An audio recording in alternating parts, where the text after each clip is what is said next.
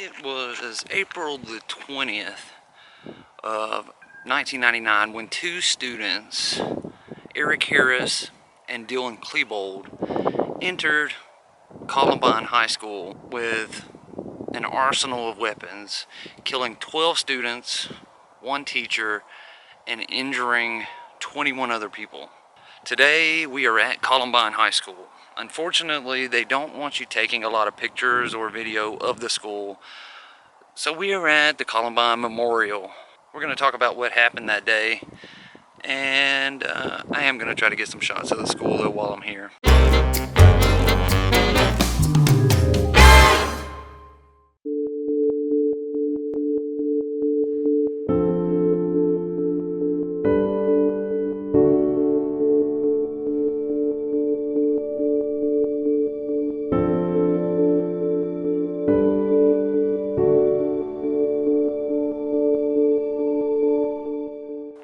Here at the memorial, they have quotes from many different people, like this one. He was a 4.0 student before he was shot and paralyzed, and he remained a 4.0 student after. But remember, this was a kid who had to relearn to read and write before he could graduate. This whole wall is littered with these messages all the way around. They have all of the names of the victims lined in a circle, engraved in the granite here.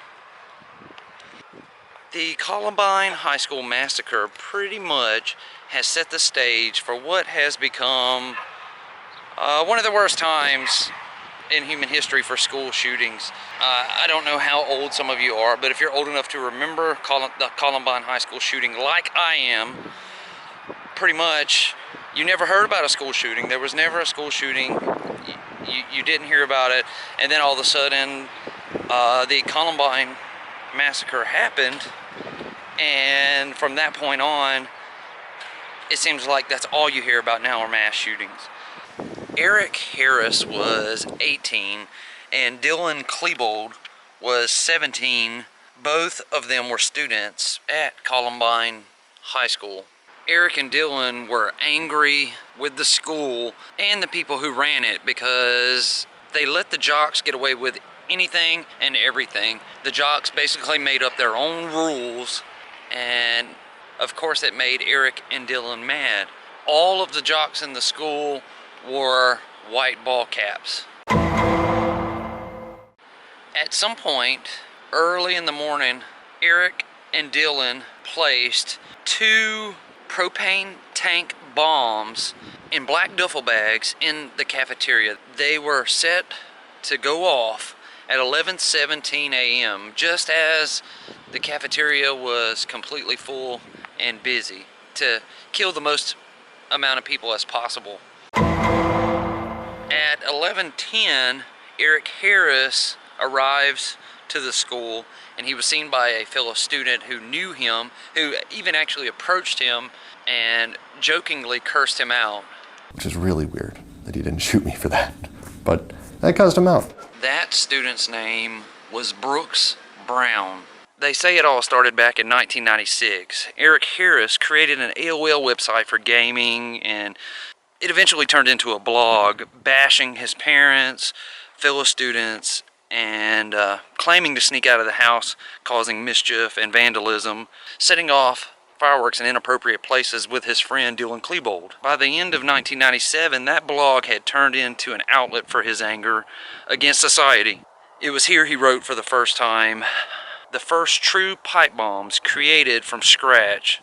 Now our only problem is to find ground zero." For some reason, this didn't cause any concern until March of 1998, when he wrote in his blog, "All I want to do is kill and injure as many of you as I can, especially a few people like Brooks Brown." Brown said later that Klebold gave him the address to try and warn him of Eric Harris' threats against him. Brown showed his parents, who contacted the police, but it was never investigated. Shortly thereafter, Harris and Klebold made 5 videos using the school's AV equipment.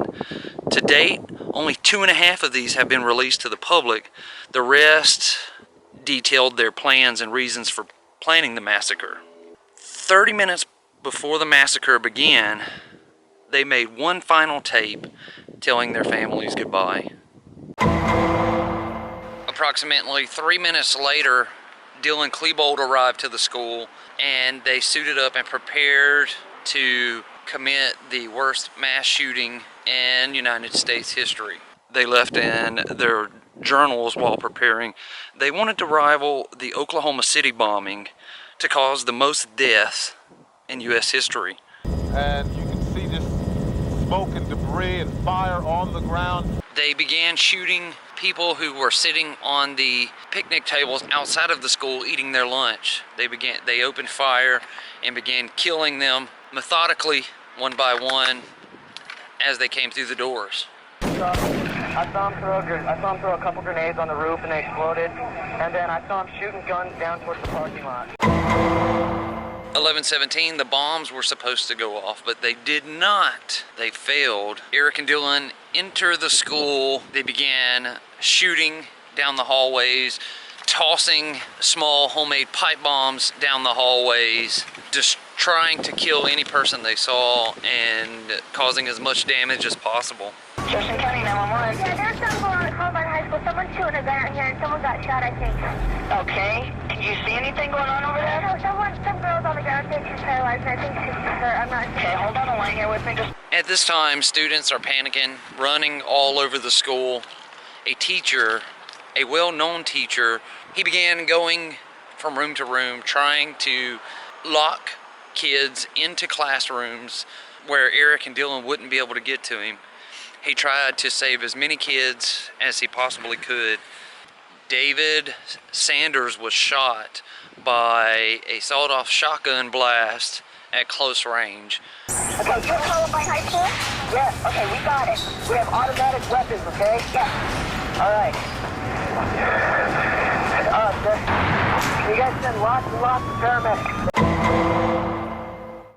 At 11:29, Eric and Dylan enter the library. Now they said he's gone to the library. He's in the building. Okay. They began shouting at the people they can see crouched under the desk, and they demanded anyone in there with a white ball cap, the jocks, stand up. 10 out of the 12 students who were killed in this massacre were all killed in the library. We've got help on the way, ma'am. Okay. Oh, gosh, right outside the library door. Okay, I don't think I'm going to go out there. Okay, I've got the kids on the floor. He just keeps shooting and shooting and shooting. Okay, yeah, we've got more. Yeah, everyone's up. Okay, everyone stay on the floor. Stay on the floor. The attack on Columbine High School ended with Eric and Dylan taking their own lives shortly after 12 p.m. David was laying in a classroom floor bleeding out while a student attended to him and tried to give him first aid. He was alive the entire time. He had survived being shot, but he was laying there on the floor bleeding out. SWAT team members who entered the school, they swept room by room. They did not reach David until after 3 p.m. More than 3.5 hours after he was shot. He died before he could reach the hospital. He had just lost too much blood. The Littleton, Colorado police were heavily scrutinized because they were slow to enter the school. Many people felt like they did not intervene in time. At the time of the Columbine massacre, police procedure dictated that they create a perimeter and contain the situation. So no police officers or emergency personnel entered the school until after Eric and Dylan had already taken their own lives.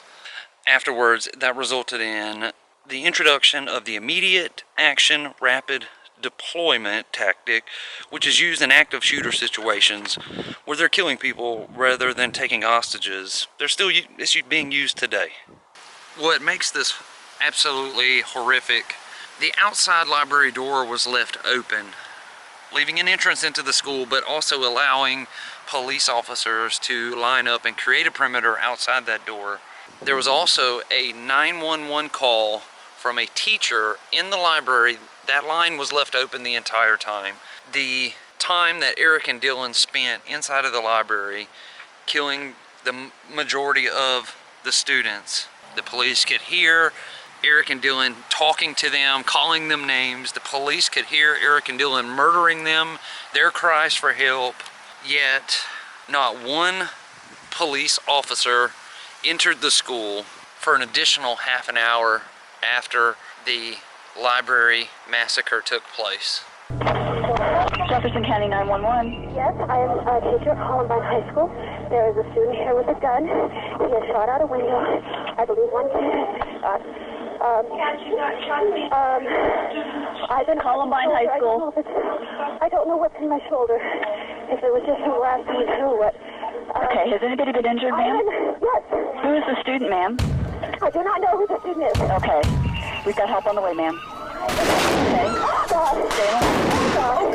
The motive is still unclear as to why Eric Harris and Dylan Klebold did what they did, but it is very well known that they had been planning the massacre for over a year's time before it took place.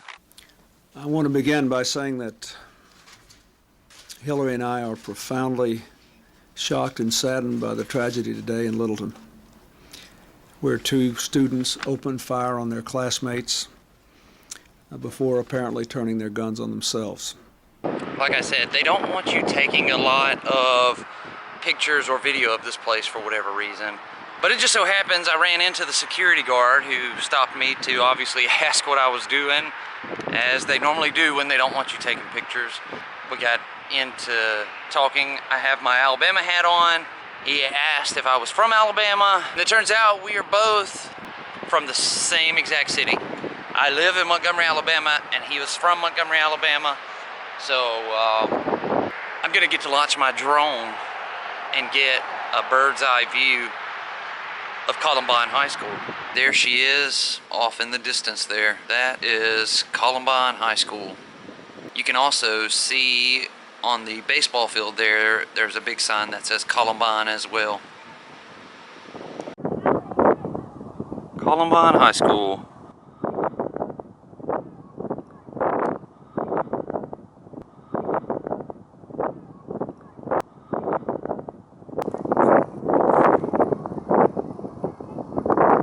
That's it right there.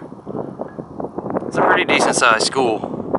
It is very surreal being here and seeing this after I remember watching it unfold on the TV all those years ago.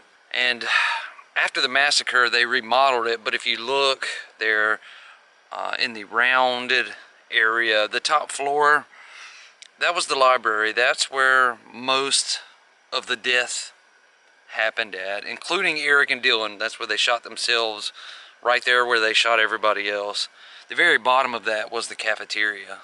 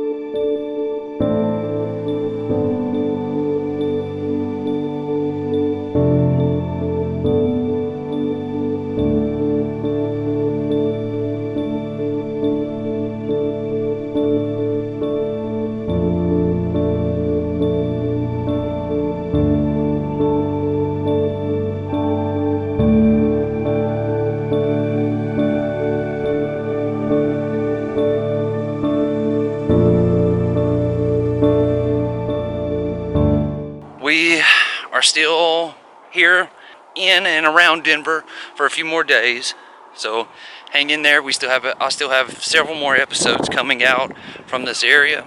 I am going to end this one now, so I want to thank you all for watching, and I'll see you again tomorrow from Denver, Colorado. I hope you guys have a great day.